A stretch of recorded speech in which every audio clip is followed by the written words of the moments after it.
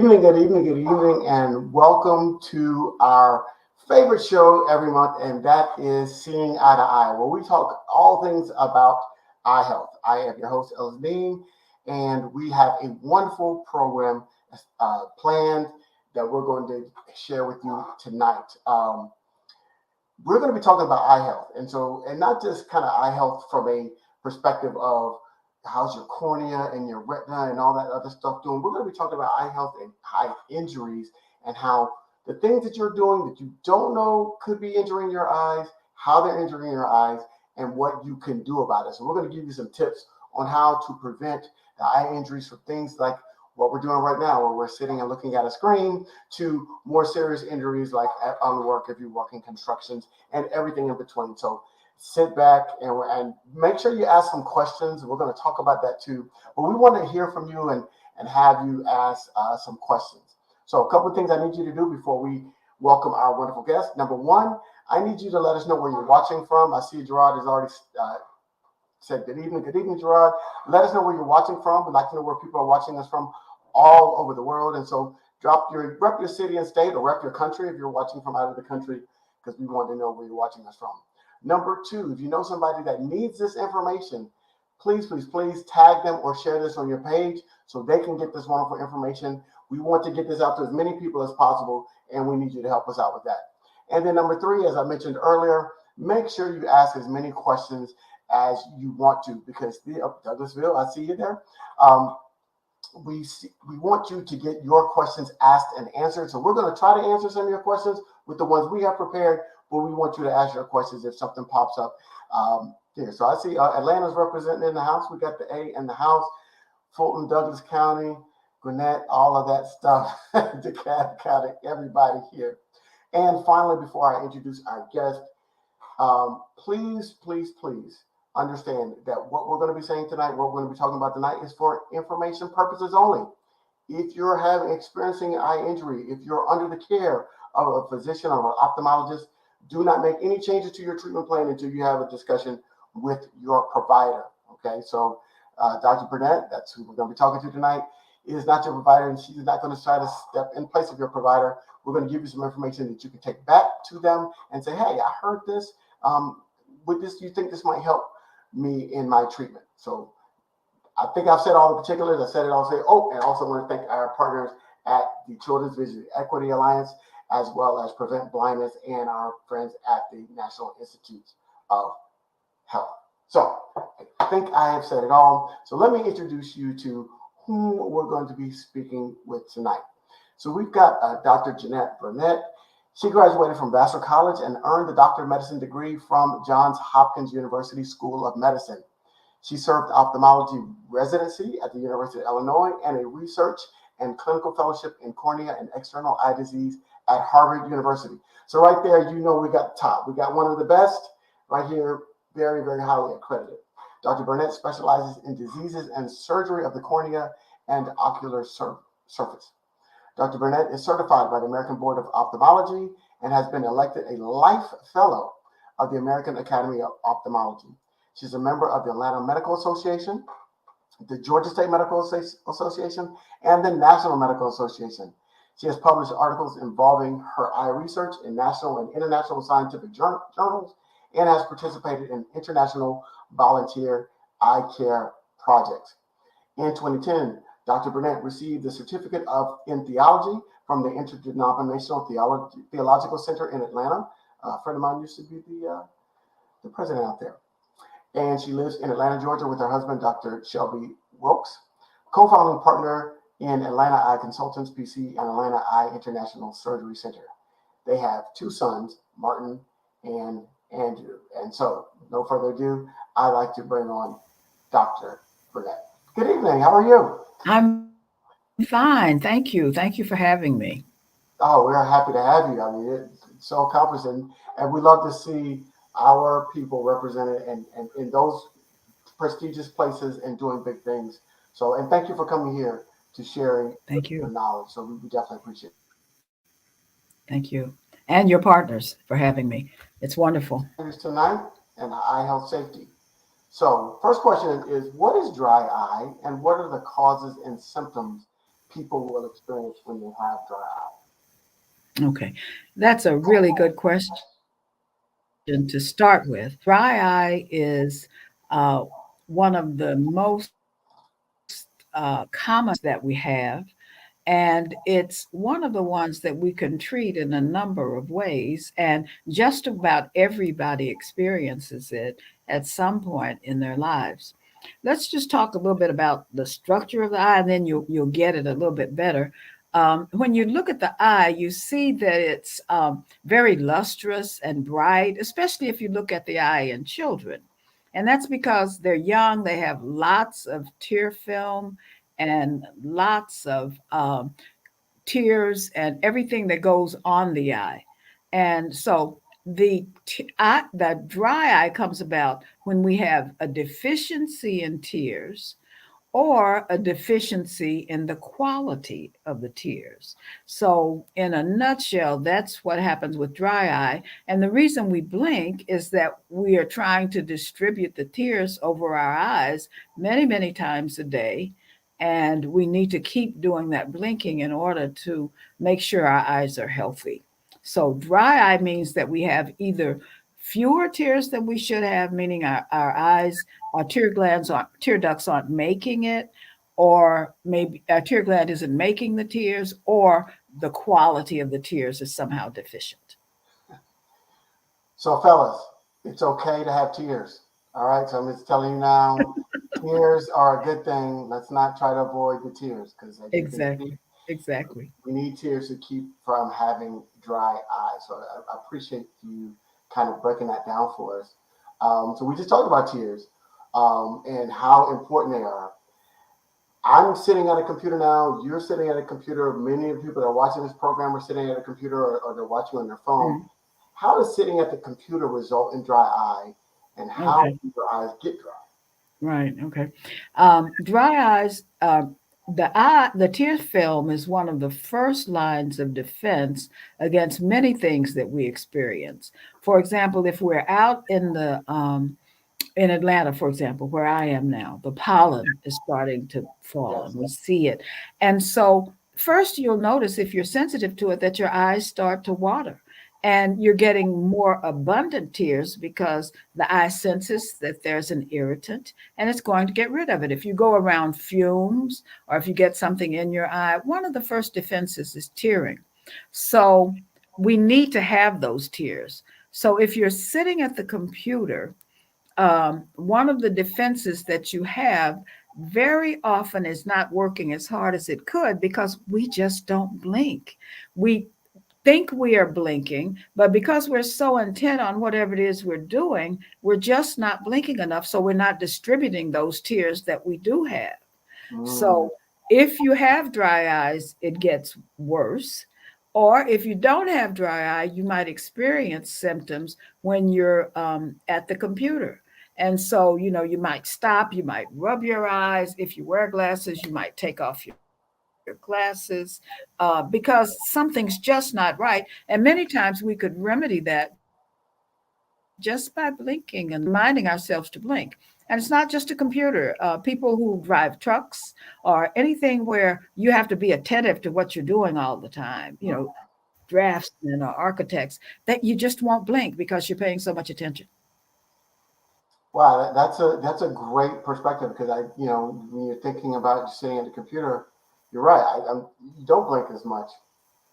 I had on one of Mhm. our shows, we had some guests give us the 20-20-20 rule, where you should Exactly. I was going to. go ahead. Yeah, please help people understand. Because Fine. Let me see how much you know about the 2020 rule. You go ahead and tell me. okay, I want to spot. So See how much you learned.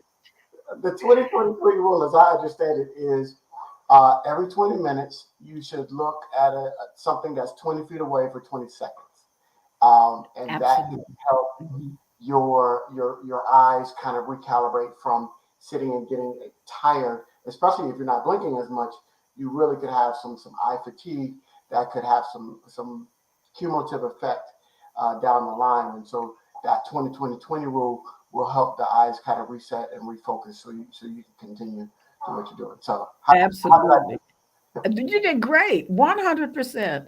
And just to reiterate, so that everybody gets it, 20, 20, 20. For every 20 minutes that you're on the computer, take 20 seconds to look at something at least 20 feet away. And that relaxes your focus so that you're not constantly focusing on this 14 or 15-inch screen that's in front of you. And you'll feel really refreshed after that. So that's a good rule to live by. Yeah. So you mentioned the screens. So I have gone and had the larger screen. So I'm not looking at a smaller laptop. Hmm. I have it Hmm. plugged into a larger screen on Hmm. my desk. Is that something that can help with the eye fatigue, eye strain, anything that can come from looking at the smaller screens with the smaller font type? Yeah. A larger screen can certainly help. It can help to enlarge the font that you're looking at. That's not just for people who are getting a little bit older. You can just enlarge your font, and that gives you less eye strain in addition to not looking at the screen, for hours on end. Sometimes our jobs require us to do that. But if it does, it's simple just to look away and take the breaks. A larger screen, a larger font, and then you can have other things that might make a difference with your background. Experiment with the background colors. Mhm. I usually don't recommend a dark background with lighter writing. You want to have a light background with darker writing, but there are various things that you can do to make it more comfortable for you. And it's a very individual thing as to what makes it better for you. That is fantastic. Okay, so that's good to know for me. And really, I did it because I got tired of straining Right. looking at the smaller screens, and I said, okay, well, let me just plug into this and Mhm. And another thing you can do is if you have to consult material while you're doing your work, you can have another area that has your work on it so that you don't have to keep adjusting your distance from distance to near, distance to near. I said it's good to do every 20 minutes, but you don't necessarily want to have to do that multiple times within a minute because your right. eyes can get fatigued from that. Set up a screen with your printed material on it right next to you, and that can also help with the fatigue that you might otherwise experience. You can also get anti-glare to put on your computer, and that will decrease the contrast a little bit, but it will also sharpen the edges. So that helps if you get an anti-glare screen. Absolutely. So yeah, so I'm glad I see that people are picking up on that 20-20-20 rule. It's easy to Excellent. remember and it's easy to do. Uh, find that space, find that object you want to look at. Maybe put that a picture that you like or a painting that you like Mhm. that's feet away. Or And out the window. If you're near a window, yes, just look out the window, and that's going to lengthen your focus. I want to say one other thing about a window. You don't want to have your screen right up against a window. Your screen should be the okay, brightest object that you're looking at. You don't want a bright light necessarily behind your screen. I know when we're on these programs, we want to have a light shining on us because we want to look good, but you don't want it to be too bright, more of a diffuse light so that you don't have two objects that are competing for your attention when you're looking at the computer. gotcha. Okay, so I should only use my ring light when we're doing these programs. Other than that, turn it off. Right, right. Gotcha. So all right, I know a lot of people are hearing about blue lights, and they want should they get a blue blocker or wear Mhm. some glasses that'll block the blue light. Kind of help people understand the blue light situation, how it impacts our eyes, and what can we Mhm. do to come kind of combat the effects. Okay, great. Um, this could take a long, long time, but I'm not going to take that long. Okay. Um, People have become very afraid of blue light because they sometimes think it's a recent phenomenon with all of our cell phones. It isn't.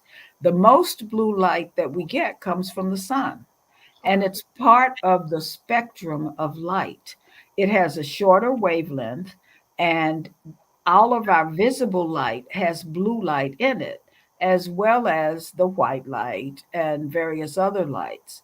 Um, other colors of light, but the blue light has a shorter wavelength and it is a big component of the white light that we see.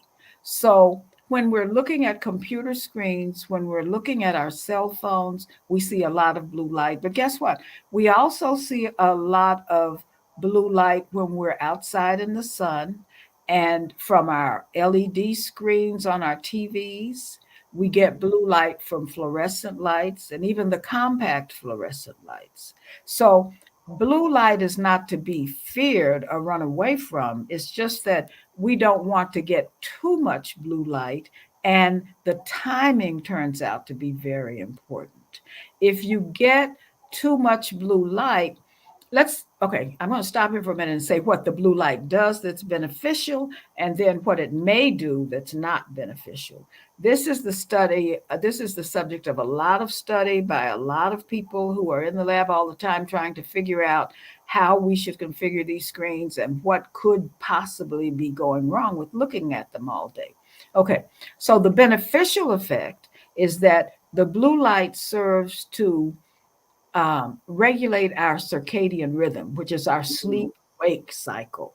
So it helps us to be awake, be alert, be more ready to do the work that we have to do all day. All right. But you don't want that kind of stimulus when you're trying to wind down and go to sleep. So it's suggested that you not use your phone or your computer an hour before going to sleep if you can avoid it, because you will be getting the stimulation that says, okay, it's daytime, wake up, just at the point that you want to go to sleep. Having said that, how can it be harmful?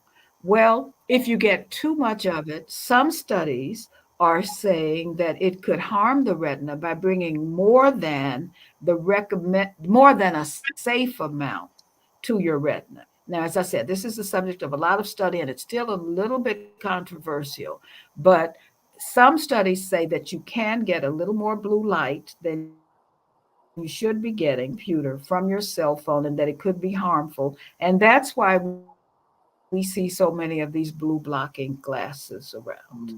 Okay. So that's what's the story with blue light. And patients ask me all the time, should I get blue light blocking glasses? And I tell them, well, the jury's still out about it. But if you feel that it helps you, then by all means get the blue light glasses. We don't have any data to show that it harms you. So if your sense is that it helps you to get a blue screen on your computer or blue light glasses, when you're using your cell phone, that's okay. I'll have a little bit more to say a little bit later about that same situation in children. Yeah, it makes sense. So I guess the line of that's something that is kind of individually defined, it seems like. So if you're watching a lot of television, if you're on your computer all day, if you're using a device, a lot of times that could be essentially getting too much blue light, that too much of that stimulation, that could have an impact on your sleep. Uh, Right. and particularly at night. So uh, maybe those people that like to read before they go to bed are doing the right thing because they're turning off of those stimulating devices and really slowing down their body and everything that's going around them, and they can read. And because I know when I read before I go to bed, I typically go to sleep really quickly and sleep really, really well versus watching television before I go to bed. It Hmm. takes a little bit longer and my sleep is not as sound. That's right. That's right. And not only that, when you have the blue light on your phone, some people read on their phones or on their devices. So there are screens that give you, a little bit. You can go to dark screen mode, and Mm. that will give you not as much blue light if you want to read on your device, because some people are devoted device readers, and that works. Oh, yeah, that's right. Because you said the blue light is part of the white light, and so if you go with the dark, that'll reduce the amount of blue light that's coming. Right. All right. Exactly. I'm getting it. I'm paying attention, Doc. I got you. I know. You brought up that 2020. You Look, I'm dangerous at parties. I'm dangerous. Okay. Um, so now that our audience kind of sees why this is an important topic. With people from small children all the way through older adulthood, use Mhm. screens for many hours per day. How has this changed over time when no age is spared? I mean, the use of devices has rapidly increased over the past generation, and I'm using generation, the definition of generation being 20 years. So over Uh-huh. the past 20 years, um, the use of devices has increased significantly. The size Absolutely. of our televisions have increased significantly. True. I'm old Mhm. enough to remember that floor console TV with the 12-inch screen on it. And Mhm. like I said, so far away from it. Now we've got Right. 60-inch plasma, super 5K screens that are really Mhm. brilliant. So they're probably providing a higher number of blue light to our eyes. You know, That's right. how has this changed over time, and what should we be doing to kind of combat this increase in blue light Okay. All exposure? right. You might have noticed that I was pretty, individual when it came to adults and they're looking at screens, and you can do as you'd like with your screen. But when it comes to children, I think we really have to be a little careful about the kind of exposure they get to blue light, because we don't Mhm. know what that early exposure, even at night, will do to them. Mhm. So we have to limit that exposure until we know a little bit more about what the blue light does to them, as well as just having a screen as opposed to reading. But having said that, there's still another side. There's some studies that show that children who don't go outside enough and get enough sunlight, which after all is more blue light, just don't develop as well. Mhm. So, the natural blue light we want, the artificial blue light, since they are children and they're going to be using those eyes, for, 90, 100 years, we hope, it makes sense to limit their exposure time until they're a bit older. That makes sense. And, the children, again, their bodies are still developing, they're still growing, and so therefore we have to limit. So those kids, those parents, especially, and I know as a parent of two kids myself, uh, Mhm. it you have to resist the temptation that child wanting that tablet because that helps them go to bed, that helps them calm down. And Right. when they start crying and whining, parents, you got that nerve in your back that you want to give them to get them to Yeah. stop doing Yeah. that. So you go, I well, here's the know. then they calm down. You're like, whew, I got a break. That could Uh-huh. be harming your child. And so we have to find more constructive ways of helping them calm themselves down. And sometimes parents you gotta fight your way through it. I know it's hard. I've been Absolutely. Absolutely. True. Um, if you're just joining us, we are talking to Dr. Jetty Burnett. She is a very accomplished ophthalmologist, and we are talking about eye injuries. Right, the first part we're talking about looking at computer screens and blue lights and all of those things that really could impact the eyes. We gave you a trick to help your eyes relax, and that's the 20-20-20 rule. So if you don't know what that is, we will share that again at the end of the programming. Also, in those of you are in the chat room, I did put a link to the Prevent Blindness website on how to Mhm. understand dry eye. So Right. we're going to be talking about a number of things tonight. But if you want to know something more specific, that I know somebody earlier mentioned that they had a family member that suffered from chronic dry eye for Mhm. years. She had a cousin who was an architect, and he has suffered with severe dry eyes for years. So that link could really help you understand it, and you might want to send that to your cousin so he can understand it with regards to dry eye. And we'll be Mhm. dropping other links to other sites about the topics that we're talking about Good. from our partners at Prevent Blindness and in the National Eye Institute. So, all right, moving on. So you've been fantastic, but we got some more stuff we want to talk about.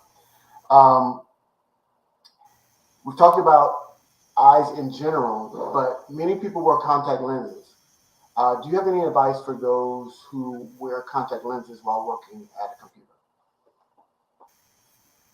Um, Well, other than beyond making sure that your contact lenses are properly fitted and that they're lubricated and that you don't overwear your contact lenses, um, we generally in the ophthalmology community recommend that you wear contact lenses that you can just toss out at the end of the day, because we can run into problems with infections of the cornea, that front part of the eye, if the contacts either are not cleaned properly during the day, at night once you've worn them, or if they're worn overnight. Before, in previous years, it was very convenient to wear the contact lenses overnight, and many people did that, but we gradually found that that was the source of a lot of infections. So remember, we spoke about having a dry eye or exacerbating the dry eye when you're looking at the computer.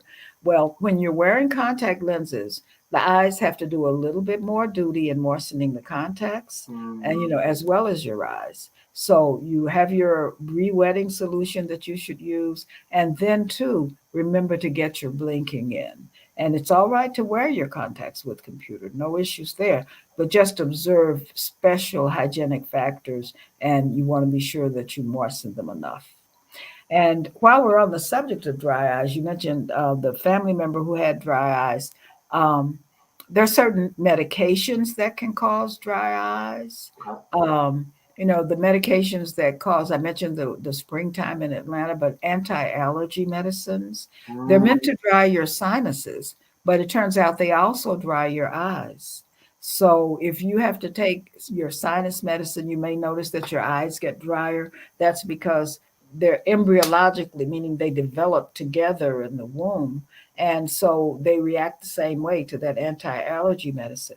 Also, certain sleeping medications, Benadryl, diphenhydramine, that will cause you to have a dry eye. It's meant to be an antihistamine, but it also dries your eye. And some blood pressure drugs will cause dry eye, and that's an issue because the eyes get drier as we get older, especially in women who are postmenopausal. So that might be just about the time that they're starting to get a little high blood pressure too. So if they have that time coming that they're getting dry eye and then they get the medicine, then they're going to have that double whammy where they're really dry and then maybe they're on the computer at work. And so they have to pay special attention to moistening their eyes. If the dry eye products, the tear solutions don't work, then we have solutions that can be prescribed that will actually stimulate the tear gland to make more tears. And that takes a while, from weeks to months, for that to kick in. But that has been a lifesaver for many people for whom the other dry eye drops don't work. So for allergy sufferers like myself, that is particularly, I take the one that has the D, Claritin D, Zyrtec D, Hmm. when they Hmm. put that particular that clears you up. Hmm. Might want to have. Can we get an over-the-counter eye drop to counteract the effects? Yes, you can. And be sure that you get an over the counter eye drop that's recommended by your ophthalmologist or your other eye doctor, because I don't know if you know, you probably did read about a year ago, maybe 6 months, certain eye drops that were not made according to standards were causing infections. Some people lost their vision because we used to be able to say, well, just get an over the counter eye drop, that should work for you. But make sure it's one that's recommended, a branded one that's recommended by your eye doctor, so that you're getting something that's safe. And you don't need, here's a good point for me to say, you don't need anything that relieves redness necessarily. I don't want to name names, but for years there have been products that relieve redness that people thought they could use for dry eye, but that actually makes dry eye worse because Oh you wow. take it gets rid of the redness, and 4 hours later you're taking it again. So you really want to get something that just says lubricant, ocular lubricant, or tear substitute, not something that says takes the red out.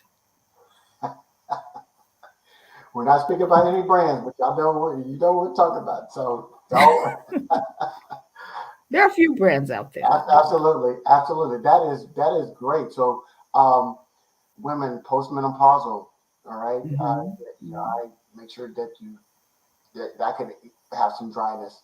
Um, Make sure that you're using a medication that if you're using over the counter medication, one that's recommended by your eye doctor, or Right. one that says it's a lubricant, not the one that says gets the red out, because that's a different function and that can have the Exactly. opposite effect of what you're trying to get to. Right. If you're trying to get the red out, if you have an allergy and you're itching, that's quite a different story. Right. But if you really just want to lubricate your eye, get an eye lubricant or And be something that careful if says you're taking tears. allergy medicines as well, because that can have a drying Hmm. effect on the eyes. And so you might want Hmm. to pair that allergy medicine with an eye lubricant that's been recommended Hmm. to combat Absolutely. impact Absolutely. of allergy. Okay, so we're cooking with gas right now. All right, so that's all I was gonna ask you about those things, and you jumped right on it. Um, Also, as a kind of a recommendation, um, adults 40 and up should be getting a regular annual eye exam with an ophthalmologist, full dilation, at least on an annual basis. If you have a condition, cataracts, glaucoma, something like that, that might Diabetes. diabetes, that might make we get a whole series on diabetic retinopathy. So Hmm. that's going to increase your number of visits to the ophthalmologist. But if your eyes are relatively healthy, it's recommended that you get at least one ophthalmologic exam every year, just because ophthalmologists can see things down the road that might not be showing up in symptoms in your body, but they can Absolutely. see your eyes are very sensitive, and they can see those symptoms like high blood pressure. They can see Hmm. pre-diabetic if you're not a diabetic already. They can see that something's going on. Drug use, a lot of things Right. that cliche. The eyes are the windows to the soul, but the eyes are the windows to your health. And Right. so, go to the ophthalmologist to get that to get those exams on an annual basis. All right, moving right along. So let's kind of shift the conversation to workplace eye injuries and workplace safety. Okay. Um, what are some of the other types of jobs and work sites that we should be concerned about regarding eye injuries? We talked about sitting at a computer and those of us that are desk jockeys, but what are those other jobs that should be concerned about eye injuries? Well, I'd like to talk about two in particular. One is with job. Let's divide it into two categories: jobs and inside jobs. So the outside jobs, it can also be inside if you're doing like construction. All right. Mhm. There are many workplace hazards, construction or fabrication. For example, if you do any kind of hammering or um, or grinding, there's a possibility that small metallic particles, and sometimes not so small metallic particles, can Right. enter the eye. You can have nails enter the eye if you're hammering and nailing, even using a high velocity nail gun. We we see all kinds of eye injuries. Fish hooks from that's not working. That's fishing. So you have to be careful even at leisure. When you're fishing, that can just get back into the eye. Just about anything because they're right there on our faces. We tend to be looking at things and we can get all kinds of injuries. We can, so for example, if someone is grinding or people who work on the cars, we see a lot of foreign bodies from people who work on the cars because they're looking right up at the work spot and their eyes are open. So, in that situation, I know you want to talk about prevention. I certainly do. You want to talk about wearing your safety glasses because we already know that your eyes are vulnerable. And even though they're made very tough, they can be damaged. So wear your safety glasses when you're doing anything that's potentially dangerous. You see all of the shows thank you, Sister Tina. We see all of the shows that people are doing the building and the um, remodeling shows, and they put on their safety glasses. And that's important because if you're tearing down that wall, you don't know what can fall in your eyes. And so, what do we do? If you have something like that to happen, the very first thing to do is to see your eye doctor, and try and see your ophthalmologist so that they can see if it's a foreign body that remains in the eye or if it's something that popped in, did its damage, and came out. Sometimes you can come in and unfortunately we see it still protruding from the eye, in the emergency room, and then they have to call us and we have to take care of that. So, there are injuries. I had a man who was trying to replace his floor, and he was just pulling up a floorboard, and he didn't think that he need protection necessarily, but one of the nails popped up and just, hit him in the eye, created an injury. Fortunately, it was able to be repaired. But those are the kinds of things that we see. Mhm. And I know we talked about kids earlier when it comes to dry eye and the blue light, but with children, they don't necessarily have jobs, but they do a lot of extracurricular activities, Mhm. sports with like hard balls, like baseball, Right. um, tennis, the balls get hit really hard. Football, there's a lot of contact. Basketball, Mhm. elbows, things like that. Um, Mhm. should children be wearing eye safety eye equipment when they're playing sports, any sport? Mhm. I think if the high impact sports where eye injury is likely, I think pediatricians do recommend that they wear those safety glasses. But if it's not a high injury or high impact sport, then they don't necessarily need to do that. For example, in baseball, the catcher is going to need protection, okay, because balls are Yes. coming at him all the time. The other players, it's not as likely that they'll have an injury, so it hasn't been recommended that they wear safety, and that goes for adults and children, by the way. Right. Okay. Being careful is enough for most children. Right. And we have a natural instinct to protect our eyes. If you try to, take your hand toward a child's eye, they'll generally have an avoidance. And so they tend to do that, but they do get eye injuries, Uh, not nearly as much as adults. you're right. Yeah, that kind of self-preservation instinct kicks in very, very Hmm. early. Hmm. So, what are some of the more common corneal eye injuries at work? By far, the most common is ocular foreign bodies. And typically, these are metallic ocular foreign bodies. Someone has been grinding or cleaning something, and a foreign body gets into the eye. And so we have to be sure we take that out. That causes an immediate painful reaction. The cornea, that front part of the eye that we call the window to the eye, has more nerve endings than any other place in the body other than the genital area. That Mm, should give you an idea of how important it is because you're going to blink if anything happens, and try, hopefully, blink before it happens. But sometimes we know that we're just not fast enough. So we see metallic foreign bodies. Um, we can see lacerations from using tools. We see even things like paper cuts. People are busy at the computer and looking at something, and they'll get a paper cut to the front part of the eye. And the other thing that happens is that we can see a lot of chemical injuries. People who are cleaners or mm, work in chemical factories can get some of the chemicals in their eyes, and they're very dangerous, both if they're acid or if they're a strong base. In fact, people think acid is worse, but the base is actually worse to get in your eye because it causes liquefaction of the eye almost immediately. So the idea is to, if you get a liquid in the eye, rinse it with whatever liquid you have that's handy.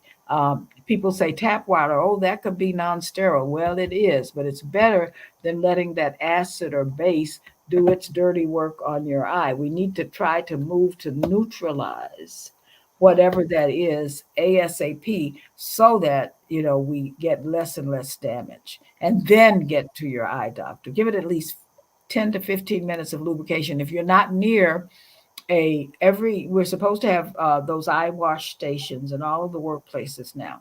And if you're not near one, get to it. But if it's going to be a long time before you get there, just use whatever you have at hand to neutralize whatever that noxious substance is that you happen to get into your eye.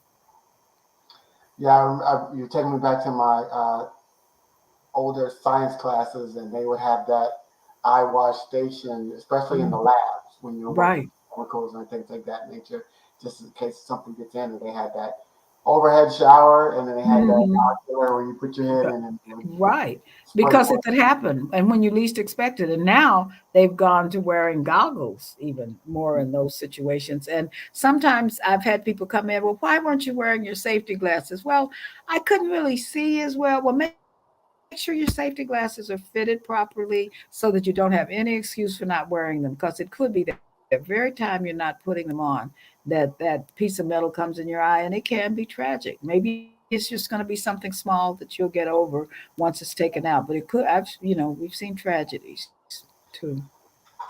So, do you recommend, particularly people that work with their hands, working around, maybe they're working with chemicals, because construction workers, they're doing caulking and all type of things.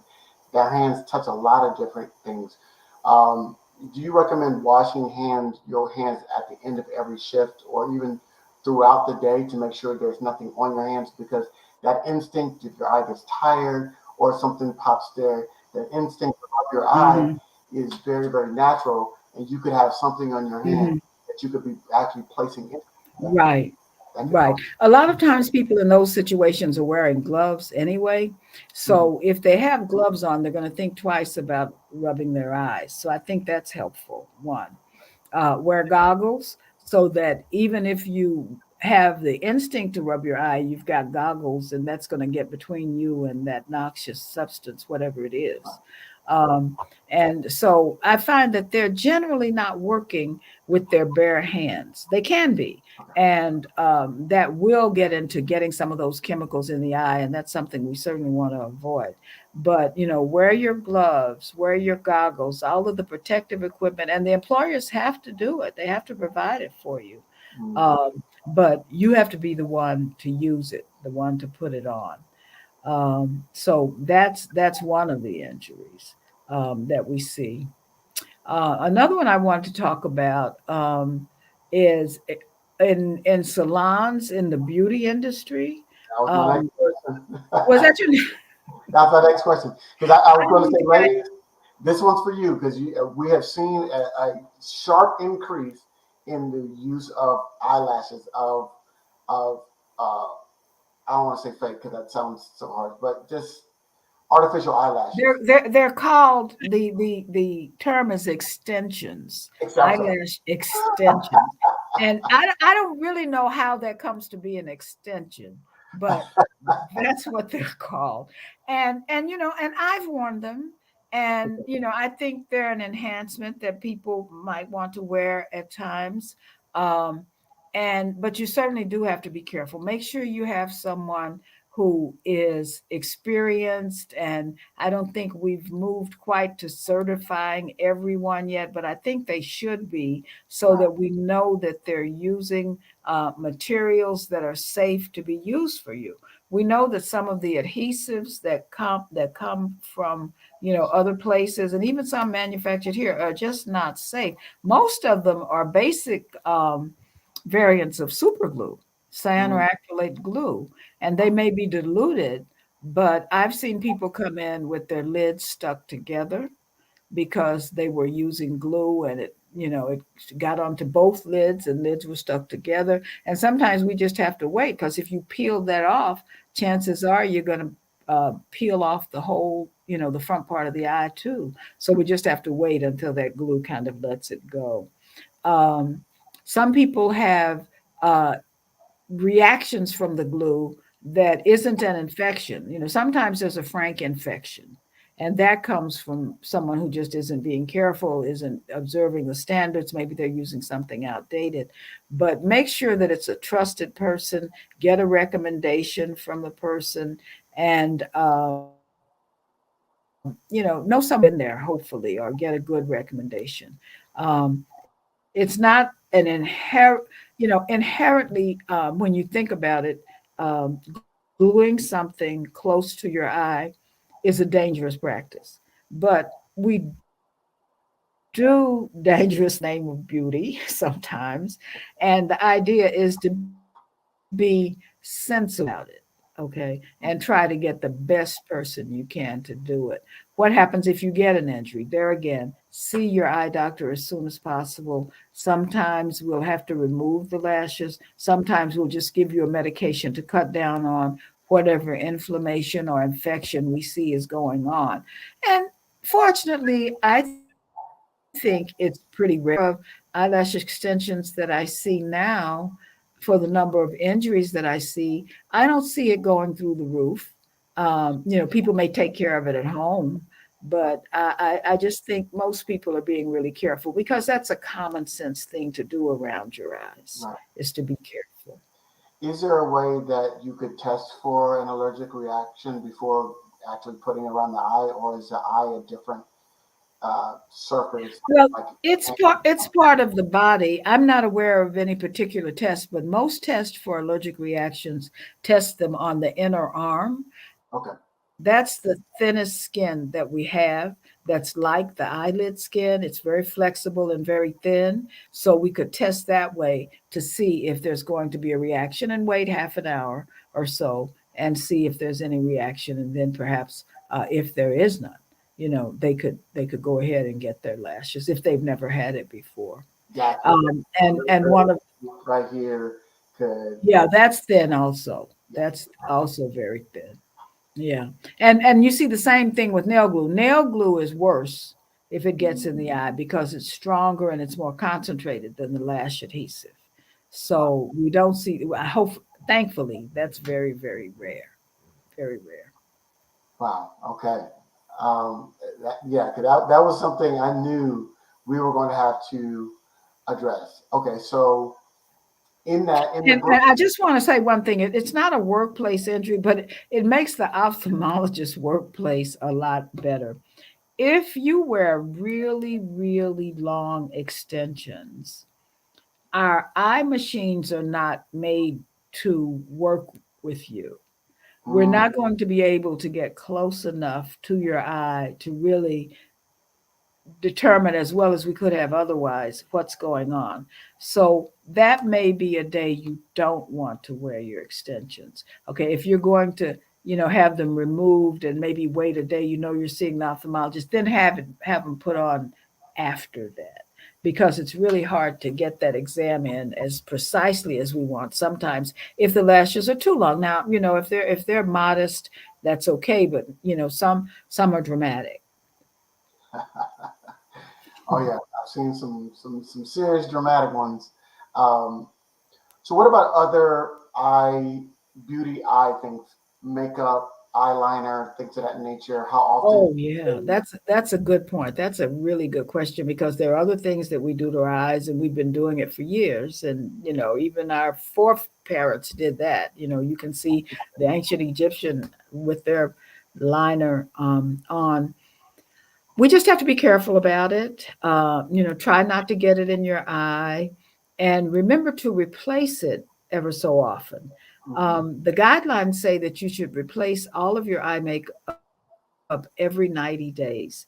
I tell my patients, and I adhere to replacing it every 60 days.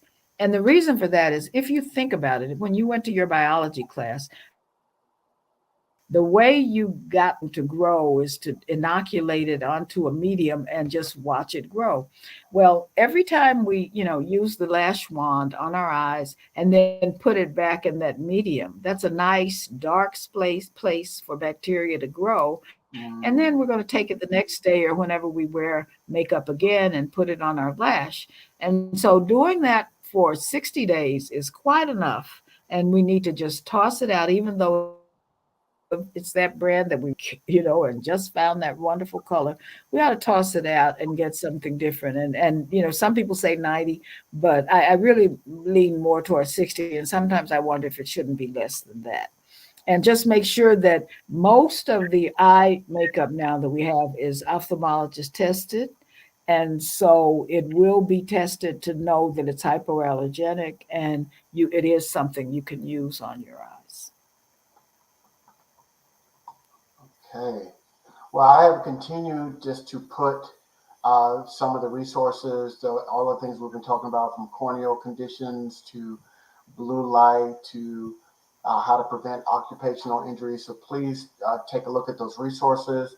I'm also asking if there, as we're getting into our last 10 minutes of this program, I'm asking if you have any questions. So anybody from the audience, if you have any questions, we've talked about a wide variety from dry eyes to blue lights to occupational injuries to health and beauty and everything in between. And so if you have any questions that you want to ask, please drop that in the comment section so we can get those questions asked and answered. Yeah, while we're waiting on that, there's one other thing I didn't mention with the injuries at work.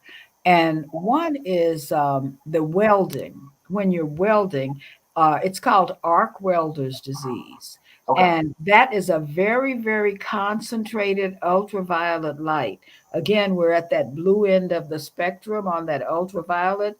And so you'll see them with the welding hats, and they're wearing that because that light is so bright that it can burn their corneas.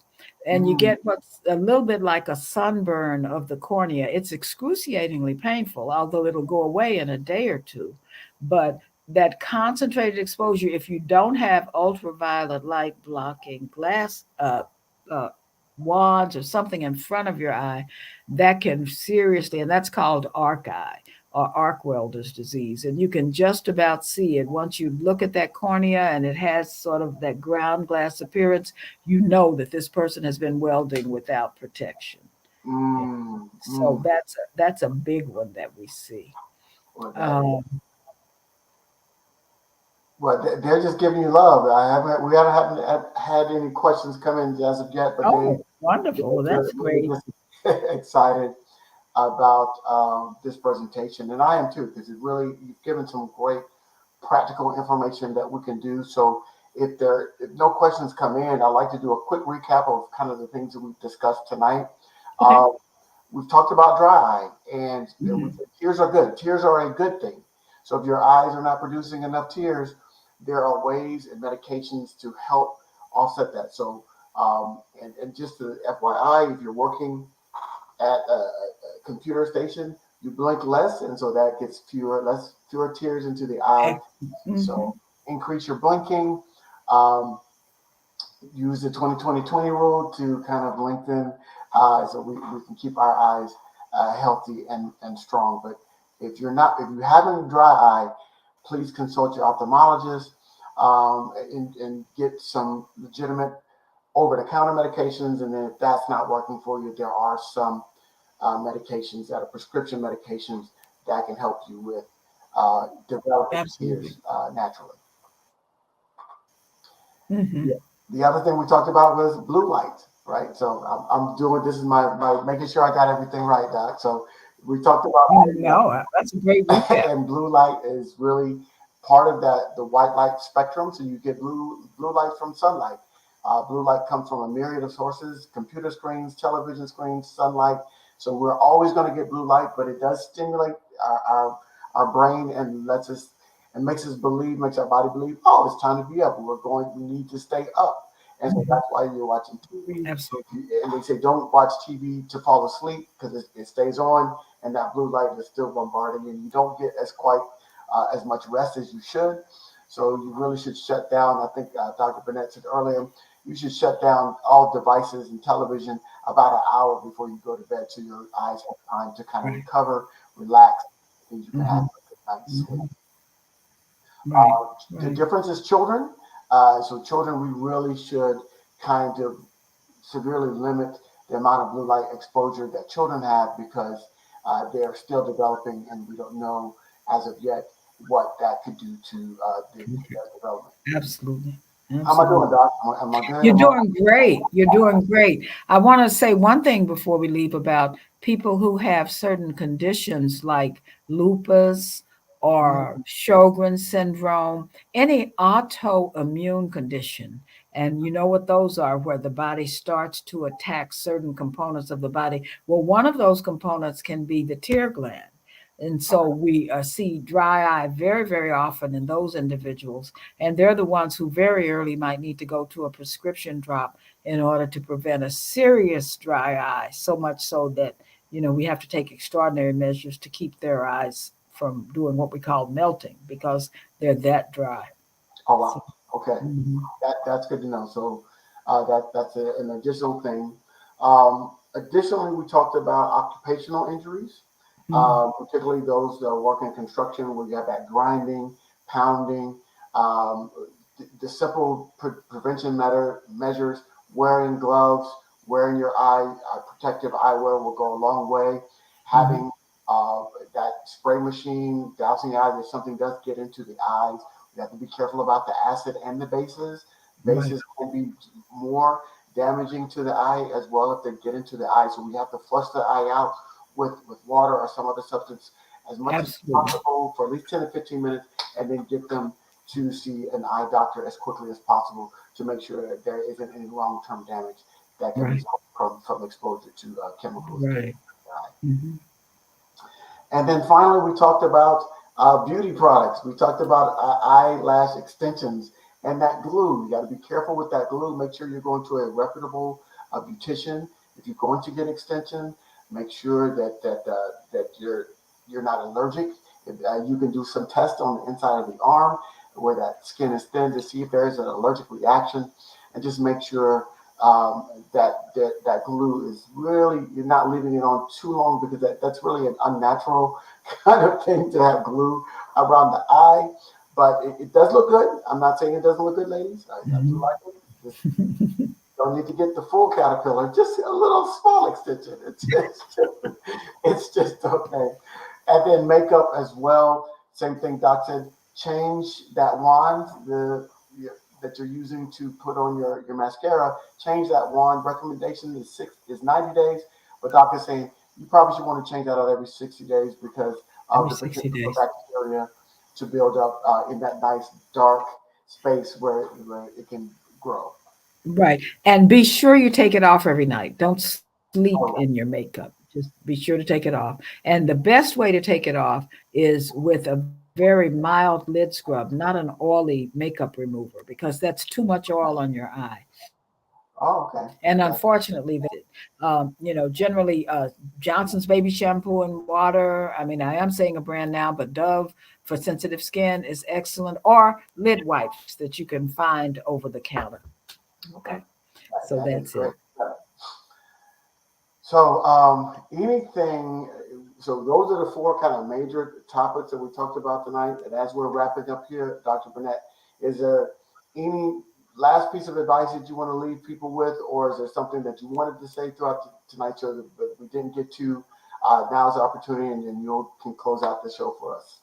Oh, okay, great. Well, I think one of the things that you said was just so important is that be sure you get your eye exams every year, especially after 40, because there's nothing sadder. We're not talking so much about glaucoma and other diseases now, but there's nothing sadder than seeing someone come in at 80 and say they were told they had an eye disease, but they didn't feel like it was that serious, and then realizing that they've waited too late to get something done about it. I think Prevent Blindness and, the National Eye Institute, the Children's Vision Equity Alliance, they're doing a great job to try to get this information out to us. I'm happy that you asked me to participate, but get those eye exams, inform yourself as much as you can about eye issues. This is a great forum. I understand that there are other topics they can go back and look at that Yes. have to do with eyes. So they're, on YouTube and various places. So thank you for this forum. Oh no, thank you. I want to thank Dr. Burnett for holding it down by herself. We typically have two guests on the show, but Dr. Burnett, she's skilled enough to be able to hold it down by herself.